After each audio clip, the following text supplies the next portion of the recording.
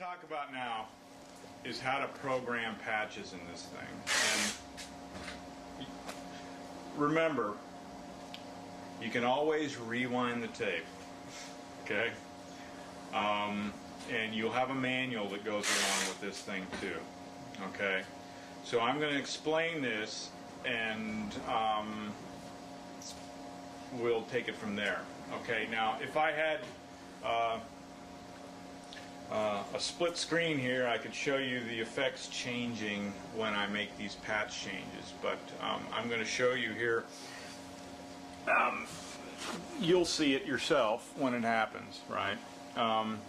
But I can't show you on the videotape when these things change. I can show you that they've been programmed here. You won't see them change there.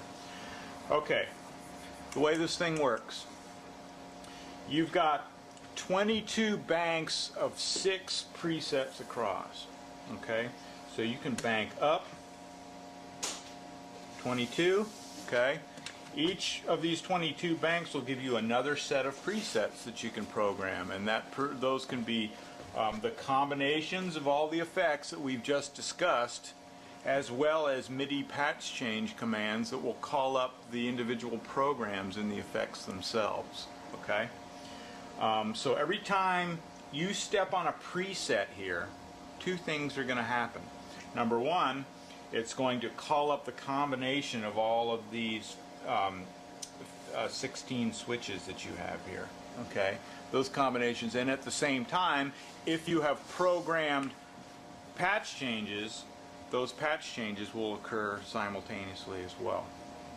Okay. And so in other words, you've got 6 presets, random access, okay, and you've got 22 banks up and down, okay.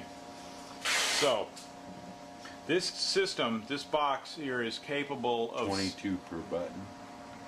22 banks. In other words, if I go to bank 2, now I have a whole nother set of 6 presets here that I can program in. I can go up to bank 3, and now I've got 6 more different combinations of stuff, as well as separate MIDI patch changes commands.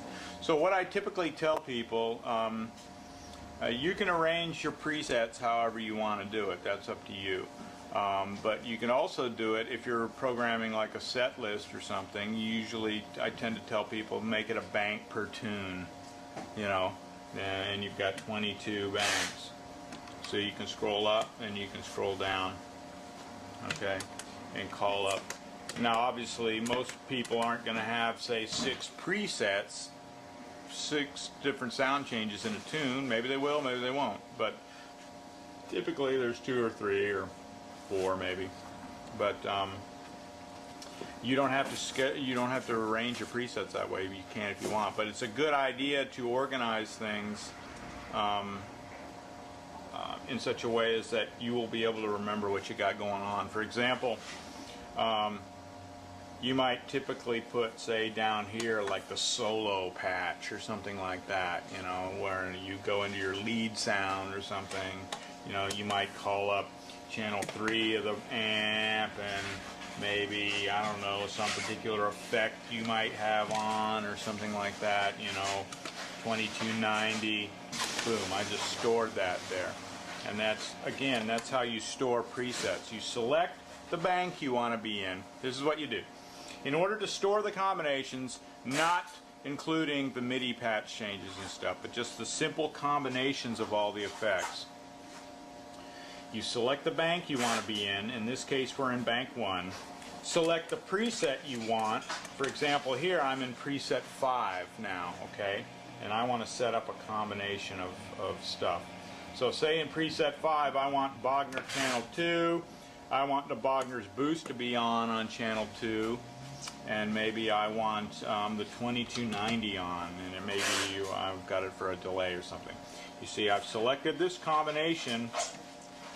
The light is flashing over preset 5, indicating that I have set up or changed the combination that was previously there, meaning starting from scratch. Hit the button.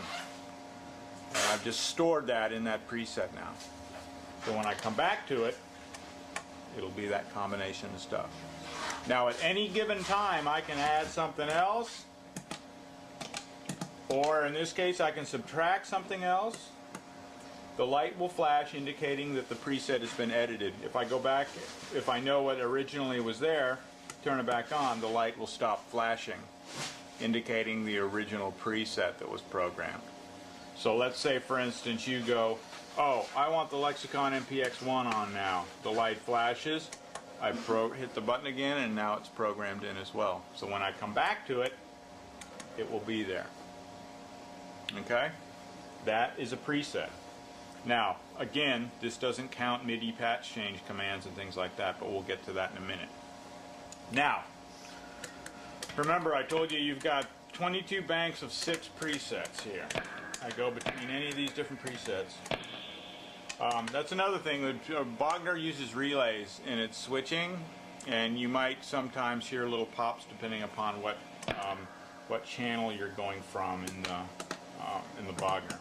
You might be selecting some other thing or something. See, hear that? Sometimes you hear a pop. That's in the amp itself. It's got nothing to do with the switching system. So it's the way it is. Correct. Nah. It's no big deal anyway, because you don't really hear it when you're playing or anything anyway. So, what I was saying was, you've got these presets. Now, there is an additional preset here too, when you see no lights on.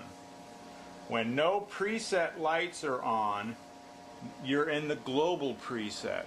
And what that means is, this preset is available in any bank you're in, and it's sort of like a home base kind of preset. In other words, it can be any combination of these things, it can be any MIDI patch changes that you want, but it is the same in all the banks. In other words, if I go up to bank 19 and I have a series of different combinations of stuff here, and I just select that active preset again, it goes to the global preset, and whatever I've got called up in the global preset, or whatever I programmed into the global preset, will be there. So it's a way to get back and forth between, say, a stock sound, whatever you choose to make that, and your other presets. So in a sense, you've got 7 presets per bank, but the one preset is the same in all the banks, the global preset. So I can scroll back down and select the combination.